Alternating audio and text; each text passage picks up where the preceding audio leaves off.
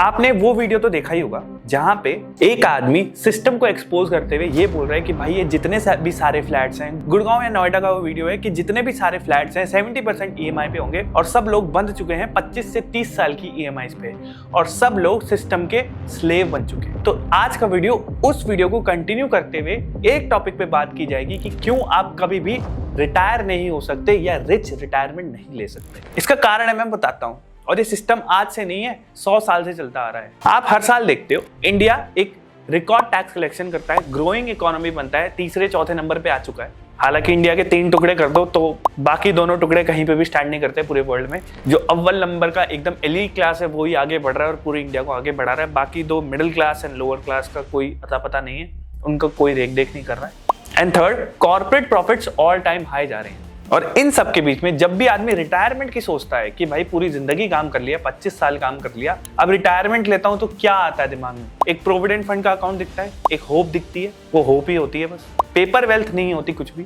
ले दे के हो सकता है घर हो आपके पास और एक बेटा संभाल लेगा वाला माइंडसेट। अगर आप 50 के हो तो आपका बेटा संभाल लेगा, जब आप 20-25 के थे तो आपके पापा ने बोला होगा मेरा बेटा संभाल लेगा। तो आज का वीडियो उन लोगों के लिए जो 25 साल से काम कर रहे हैं, 25-30 साल हो गए हैं, सैलरी स्लिप्स कलेक्ट कर रहे हैं, बैंक में बैलेंस आता हुआ देख भी रहे हैं, but at the end of the day जब भी रिटायरमेंट कैलकुलेटर खोलने की बात आती है तो फोन बंद करके सोना पड़ता है। और यही कहानी हर साल रिपीट होती जाती है एंड आप 50-60 के होने लगते हो। तो ये वीडियो एक आपके ऊपर ब्लेम नहीं है, ये ब्लेम है पॉलिसीज पे, सिस्टम्स पे एंड वो वाली कहावत जिसमें बाद में देखी जाएगी। अभी तो ये तो कर लो क्योंकि इस एज में ये होना बहुत ज्यादा जरूरी है। ये चीज खा गई है हर इंसान को, चाहे वो शहर में रह रहा हो चाहे गांव में रह रहा हो। इंडिया में एक्चुअल इन्फ्लेशन और सैलरी के नंबर्स लेते हैं। एवरेज सैलरी ग्रोथ 8 से 10%, इन्फ्लेशन देखें तो 8% गवर्नमेंट बोलती है, 6 से 8%, मेडिकल इन्फ्लेशन 12 से 14% और एजुकेशन इन्फ्लेशन 10%। तो मतलब कहने के लिए आपकी सैलरी भाग तो रही है 8-10%, पर वो एक्चुअल में वार्म अप भी नहीं है, क्योंकि जब भी आप अकाउंट चेक करते हो तो पैसा तो टिकता ही नहीं है। आप देखते हो पैसा गया कहां। और एक्चुअली में ये सिस्टम डिजाइन ही इस तरीके से कि आपके अकाउंट में पैसे टिकने ही नहीं चाहिए। पैसे आ गए या तो खर्च दो या इन्वेस्ट कर दो। इन्वेस्ट कर दो तो इन्वेस्टमेंट पे कमीशन, ब्रोकरेज, क्या क्या चार्जेस लगते हैं, मतलब हर चीज ऐसे डिजाइंड है कि बैंक में रखे तो गए क्योंकि इन्फ्लेशन खा जाएगा, और आगे इन्वेस्ट करे तो भी खर्चा दोगे। अगर तरीके से इन्वेस्ट नहीं किया तो, मैं नहीं बोल रहा इन्वेस्टमेंट गलत है, पर तरीके से इन्वेस्ट नहीं किया तो फिर वो खर्चों में ही पूरा हो जाता है जीवन। क्योंकि आप देखोगे 100 में से 90 लोग तो एक्चुअल में ब्रोकरेज से ज्यादा खर्चा उसके ऊपर प्रॉफिट बना ही नहीं पा रहे। जो भी ट्रेडर्स हैं, एक्टिव ट्रेडर्स स्टॉक मार्केट में ट्रेड करते हैं वो। अब मैं दूसरी बात करता हूं कि एक्चुअल इकोनॉमी किस पे टिक रही है। बैंक्स की इकोनॉमी जो देश चला रही है वो एक्चुअली टिक किस पे रही है मैं बताता हूं। आपके मैंडेट्स पे, आपके ऑटोमेटिक पेमेंट्स पे, आपके ईएमआईज पे। Why? बिकॉज इंसान को लगता है वो वेल्थ क्रिएशन कर रहा है घर लेके, गाड़ी लेके, एक्चुअली में ईएमआई क्रिएशन हो रहा है। क्योंकि जितना रुपया आप महीने का इन्वेस्ट नहीं करते उससे ज्यादा महीने का आप ईएमआई भर रहे हो। ये एक्चुअल रियलिटी है। मेरी खुद की बात कर लेता हूँ। मैंने जोश में आके 2021 में एक कार परचेज कर ली थी एंड टिल दिस डेट उस गाड़ी की जितनी ईएमआई है उतना मेरे से महीने का एसआईपी इन्वेस्टमेंट नहीं हो पा रहा है। एंड एक्चुअली ये बात है, मैं फंस चुका हूँ एटलीस्ट 1 साल और तक, 2026 मतलब इस साल उसका कंप्लीट हो जाएगा ईएमआई। फिर मैं सोच सकता हूं कि क्या पता कुछ एक्स्ट्रा मैं एसआईपी इन्वेस्टमेंट कर दूं, पर अंदर की चुल मस्ती रहती है कि नई गाड़ी लेनी है, नई गाड़ी लेनी है। और ये तो चलो मैं 4-5 साल के लिए गाड़ी में फंसा हूं। बहुत से ऐसे लोग हैं तो 25-30 साल के होम लोन में फंस जाते हैं, खराब डील्स ले लेते हैं। 1 करोड़ घर की वैल्यू नहीं है, 2.5-3 करोड़ दे रहे हैं। टियर 1 शहरों में आप देख के आओ फ्लैट्स की रेट कितनी ज्यादा है जो कि सेंस भी नहीं बनाती। और इनफैक्ट जो इंसान 1 नंबर की इनकम, मतलब हमेशा जॉब करके बिजनेस कमाया है, उसको अलग टेंशन है कि भाई उसको मार्केट में जाके इस पैसे को निकलवा के बैंक से कैश में देना है, उसका अलग खर्चा है।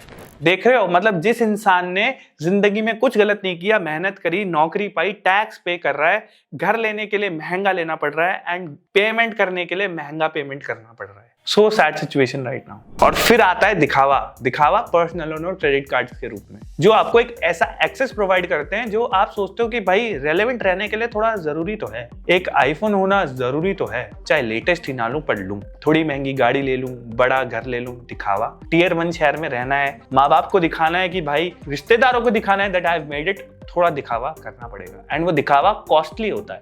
बहुत कॉस्टली होता है। क्रेडिट कार्ड में आप स्वाइप कर लेते हो, नॉट रियलाइजिंग कि पूरा क्रेडिट कार्ड का बिल आप पे नहीं कर पाओगे, फिर मंथ एंड में आप उसको ईएमआई में कन्वर्ट करा लेते हो, ईएमआई में कन्वर्ट करा लेते हो तो वो बहुत ज्यादा महंगा होता है। पर्सनल लोन ले लेते हो 14 से 15% का, वो बहुत महंगा है। मतलब आपकी सैलरी तो कैसे ही टिकेगी बताओ, फिर नहीं टिकेगी ना।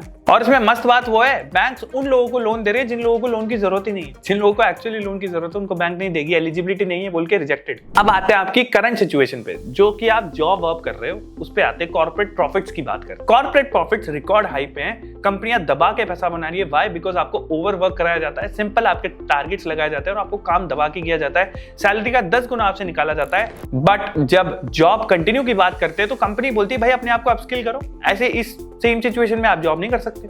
Why? बिकॉज आपकी स्किल्स तो रिडंडेंट हो रही है, एआई आ रहा है, एआई बोल बोल के डरा दिया है, धमका दिया है एकदम कि भाई अपस्किल करते रहो। अपस्किल किस कॉस्ट पे करूं? खुद की कॉस्ट पे मैं खर्चा करूं, मैं अपस्किल करूं। मेरे टाइम पे, जॉब के टाइम पे भी अपस्किल नहीं कर सकता। जब मैं वीकेंड्स मुझे खाली मिले उस टाइम पे मुझे अपस्किल करना है। एंड अपस्किल करके फायदा किसका? कंपनी का। तो कंपनी ने क्या किया? आपको डरा के खुद के प्रॉफिट्स बढ़वा लिए और आपकी सैलरी तो वहीं की वहीं। कुछ लोगों के ले ऑफ्स अनाउंस कर देगी, शेयर्स बाय बैक कर लेगी, सीईओ मजे से अपने यॉट में घूम रहा है, अलग ही हवाई में आइलैंड पे एक घर ले रखा है, खुद के बोनस बढ़ा रहे हैं, खुद की सैलरी बढ़ा रहे हैं। और जो एक्चुअल वर्कफोर्स है, एक्चुअल मैन पावर, उनकी क्या सैलरी बढ़ती है? कुछ भी नहीं बढ़ती। और अगर आप मान लो अपस्किल नहीं कर पाए तो जॉब से जाओगे, और जॉब से गए तो क्या हुआ? जो टैक्स पे किया था उसका कोई बेनिफिट नहीं मिलेगा, सरकार आपको कोई हाथ नहीं देगी क्योंकि आप टैक्स पेयर थे, आपकी नौकरी थी। जब तक टैक्स पेयर थे, नौकरी नहीं है, टैक्स मत पे करो, कोई बात नहीं, बट आपको सपोर्ट कुछ नहीं करने वाले हम, सॉरी। इंडिया के खुद के पॉलिटिशियंस के बच्चे बाहर पढ़ते हैं, बाहर जॉब्स करते हैं। इससे पता लगता है कि उनको खुद को विश्वास नहीं है कि इंडिया में कुछ होगा। और क्यों विश्वास नहीं है? क्योंकि उन्होंने वो सिस्टम बनाया ही नहीं है। वो चाहते ही नहीं है कि इंडिया का सिस्टम कुछ इस हिसाब से डेवलप हो कि इंडिया की इकोनॉमी ग्रोइंग हो, यहाँ के लोग खुद ही सेल्फ सफिशिएंट बन जाएं। व्हाई? बिकॉज सिर्फ वोट कैसे आएंगे? लोग समझदार बन गए तो हमें वोट ही नहीं करेंगे ना भाई। इसलिए लोगों को फ्री बीज के चक्कर में फंसा के रखो, गरीब को गरीब रखो, ताकि वो मंदिर मस्जिद करता रहे एंड हमें वोट करता रहे। सिंपल। फोमो के चक्कर में वोट खरीद लिए जाते हैं। खरीद लिए कैसे? फ्री बीज बांट के वो खरीदना ही होता है और कुछ नहीं। एंड किसके पैसे से फ्री बीज होती है? जो आप टैक्स पे कर रहे हो उसके पैसे से। मतलब मिडिल क्लास इकोनॉमी का बंदा लोअर क्लास की इकोनॉमी को चला रहा है। मिडिल क्लास इकोनॉमी को कुछ हो जाए तो कोई फर्क नहीं पड़ता क्योंकि वो बहुत छोटा वर्ग है, सरकार को उससे फर्क नहीं पड़ता, उससे वोट नहीं मिलते, नहीं भी मिलेंगे, कोई फर्क बात नहीं। एंड जो टॉप लेवल का बंदा है, जो टॉप लेवल हमारे द 2 मस्कीटियर्स, 3 तो नहीं 2 मस्कीटियर्स हैं, वो लोग पूरे देश को चला रहे हैं। पॉलिटिशियंस भी उनके कंट्रोल में, क्योंकि वो लोग देश की इकोनॉमी को बढ़ा रहे हैं। वर्ल्ड लेवल पे, ग्लोबल स्टेज पे, पेपर पे बोलने को वेल्थ, जीडीपी बहुत ज्यादा वो ही क्रिएट कर रहे हैं। तो सरकार का डायरेक्ट ऑब्लिगेशन बन जाता है कि इन 2 लोगों को सपोर्ट किया जाए या इन बड़े कॉर्पोरेट्स को सपोर्ट किया जाता है। व्हाई? बिकॉज ये लोग देश को आगे बढ़ा रहे हैं। पॉलिटिशियंस के बस की नहीं है देश को आगे बढ़ाना। ये तो कुछ कॉर्पोरेट टाइकून्स हैं जो आगे अपने आप को बढ़ा रहे हैं और उससे देश आगे बढ़ रहा है, क्योंकि वो इस देश का पार्ट है, इस देश में इनकम डिक्लेयर करते हैं इसलिए। तो फाइनली बात आप ही पे आ जाती है कि भाई अगर आपको अपस्किल भी करना है तो खुद से करना है, जॉब भी चली जाए तो खुद से सीखो, अदर इनकम का कोई प्लान करना है तो यूट्यूब पे सीखो, एसआईपी करनी है यूट्यूब पे सीखो। मतलब आपका हाल आपके हाथों में है। जो टेकी नोएडा में वो बैरिकेड्स ना होने की वजह से डूब के मर गया जिसकी गाड़ी, जिसको डिजास्टर मैनेजमेंट वाले बचा नहीं पाए, वो सिंपल एक एग्जांपल है that no one cares for you. तो रिटायरमेंट तो आप कहां से ले लोगे अगर एग्जिस्टिंग जीवन में ही परेशानी आ जाए। और ये सिस्टम डिजाइंड है in a way so that you always stay गरीब, ऑलवेज ईएमआई के लूप में फंसे रहो, अपने बंदो मजदूरी करते रहो, बैंक्स को अमीर बनाओ, कॉर्पोरेट्स को अमीर बनाओ, पॉलिटिशियंस की साइकिल चलने दो वोट वाली, तभी तो वो रेलेवेंट रहेंगे भाई। और आप मिडिल क्लास बंदा उसको सबसे ज्यादा सपोर्ट कर रहा है इनडायरेक्टली, उसको पता भी नहीं है। टैक्स का सिस्टम समझना, कमाते उससे पहले टैक्स लग जाता है टीडीएस, कमाए उसके बाद 2 ऑप्शन, खर्चो या इन्वेस्ट करो। खर्चा तो 2 तरह के टैक्स, जीएसटी और एक इन्फ्लेशन। अब ये था खर्चा, अब आपने इन्वेस्ट कर दिया, इन्वेस्टमेंट पे अगर आपने प्रॉफिट कमा लिया गलती से तो उस पर टैक्स, नहीं कमाया तो भाई कोई मतलब नहीं है, लॉस डिक्लेयर करो अपना, कोई दिक्कत नहीं है, कोई सपोर्ट नहीं कर रहा आपको। हाँ वो बात बोलने की कि लॉस हुआ है तो प्रॉफिट से माइनस कर लो, पर भाई जरूरी थोड़ी है प्रॉफिट और लॉस दोनों एक साल में ही हो जाएं। किसी साल लॉस भी हो सकता है, किसी साल प्रॉफिट भी हो सकता है। और फिर उसके बाद में एनपीएस जैसे प्रोडक्ट्स आते हैं जो कि नेशनल पेंशन स्कीम, जिसकी मैं बात कर रहा हूं, जो ऐसे प्रोडक्ट्स बनाए गए थे इंसान की पेंशन या रिटायरमेंट के लिए। फिर नई टैक्स रिजीम आ जाती है जिसमें एटीसी एटीजी सब गायब, कोई मतलब नहीं है, इंडेक्सेशन बेनिफिट आता है। मतलब आप इन्वेस्ट करो, फ्यूचर के लिए आप इन्वेस्ट करते थे, रिटायरमेंट कॉर्पस के लिए करते थे, पर उसको डिस्करेज कर दिया, उसका कोई एडवांटेज ही नहीं है। करो चाहे मत करो हमें फर्क ही नहीं पड़ता क्योंकि न्यू रिजीम में वो लगता ही नहीं है। तो आदमी और खर्चीला बन गया, जेन जी टैक्स रिजीम जिसको बोलने लगे आजकल। और फिर आता है मिडिल क्लास का एकदम फेवरेट प्लान कि भाई बच्चा कमा लेगा। इंडिया का सबसे पॉपुलर रिटायरमेंट प्रोडक्ट बच्चे। हर माँ बाप के रिटायरमेंट प्रोडक्ट है उनके बच्चे। लॉजिक क्या होता है कि बेटा कमा लेगा, बहू समझदार है, मैं किसी पे बर्डन नहीं बनूंगा। और एक्चुअली स्टैटिस्टिकली हो क्या रहा है, न्यूक्लियर फैमिलीज, छोटी छोटी फैमिलीज बन गई। हर इंसान अपना हायर कॉस्ट ऑफ लिविंग, अलग अलग जगह रहता है, अलग शहर, अलग प्रॉब्लम, साथ में रहें तो दिक्कत, नहीं रहें तो दिक्कत। और फिर सेम पेरेंट ये बोलता है कि भाई आज के बच्चे तो बहुत ज्यादा सेल्फिश हो गए। एक्चुअली में बात ये कि सिस्टम ने आपको और आपके बच्चे को दोनों को पुअर प्लानर्स बना दिया है। एक असली आदमी जो रिटायर है वो आदमी है जो वीकडे में, दिन में मूवी देखने जा सकता है, जो दिन में नैप्स ले सकता है, जो किसी का अधीन नहीं है, जिसको 10 बजे तैयार होकर ऑफिस नहीं पहुंचना, अगर पहुंचना भी है तो अपने टाइम से लॉग ऑफ कर सके, अपने काम से मतलब रखे, किसी का अधीन और नौकर ना हो। वो असली आदमी है रिटायर्ड। जो आदमी ये सब चीजें करने लगता है, दिन में मूवी देखने जाता है, बिना कोई रीजन के वेकेशन पे चल जाता है, उसको हम सन की कैटेगरी में डाल देते हैं और बोलते हैं तो पागल है, इसको हमें खुद को नहीं पता है क्या करता है, समझ नहीं आता। बल्कि वो इंसान अपने टाइम से, अपने पैसे से अपना समय खरीद चुका है, वो अपने इंडिपेंडेंट रहता है एंड वो दुनिया के